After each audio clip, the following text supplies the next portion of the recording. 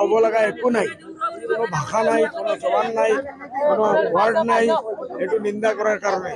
বলে আফসোসৰ কথা হল যে এইটোতো কুদৰতি দুৰ্যোগ, সৰকাৰে যেটু কৰিব লাগিছিল সেইটো চৰকাৰে এতিয়ালৈকে কৰা নাই।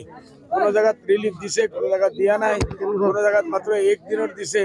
একদিনে কি হব, আজি 20 দিনের উপৰত হৈ গৈছে। মানুহ ভোকা পিয়াসায় ঘৰ ভাঙি গেছে, আজি 75-80 জনেৰ উপৰত মানুহ মৰিছে। এইটোৰ ওপৰত চৰকাৰে উজনি অঞ্চলৰ সীমা আমাৰ লোৱাৰ আসামৰ মানুহৰ ওপৰত ধ্যান দিব লাগে। মই বাৰ বাৰ আপোনালোকৰ মাধ্যমে চিফ মিনিস্টাৰ সাহেবক ৰিকোয়েস্ট কৰি আছো। আর আমি দিল্লীতো চিঠি লিখিছো, আপনাদের জানে 20,000 কোটি টাকার প্যাকেজের কারণে রাহুল গান্ধীজিকে লিখিছো। এই 22 তারিখ থেকে পার্লামেন্ট আরম্ভ হব। তেখেতক আমি রিকোয়েস্ট করেছো বলে এইটো সমস্যাটো আপনার পার্লামেন্টে উঠাওক। কেন যোৱা দিনও আজি 15 বছৰ পৰা মহিসকলে এই ফ্লাড ইৰোশন সবৰ কথা মই মাতি আছো।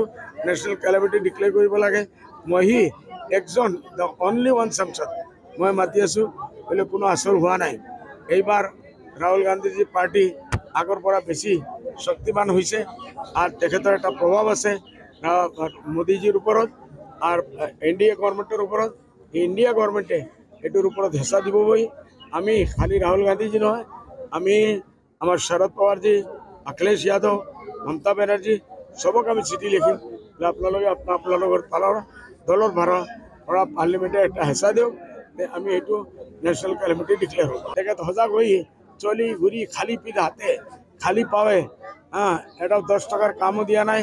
তেখেতর লড়ার ইলেকশন সামনে আছে, কেতিয়াবা ডিক্লেয়ার হব। 2000 প্যাকেট পেপার পত্রিকা সোশ্যাল মিডিয়াত দিছে, 2000 প্যাকেট তেখেত তাত বাকি দিছে। বলে ইয়াত যে 10-11 লাখ মানুষ ভুগতেছে, এই মানুহবিলাকক 10টা প্যাকেটও আজিলৈকে দিয়া নাই। এটা লজ্জাৰ কথা। মই তেখেতক আহ্বান জানাই আছো বলে আপনি লজ্জা কৰক, আহক এই মানুহবিলাকৰ কাৰণে কিছু কৰক।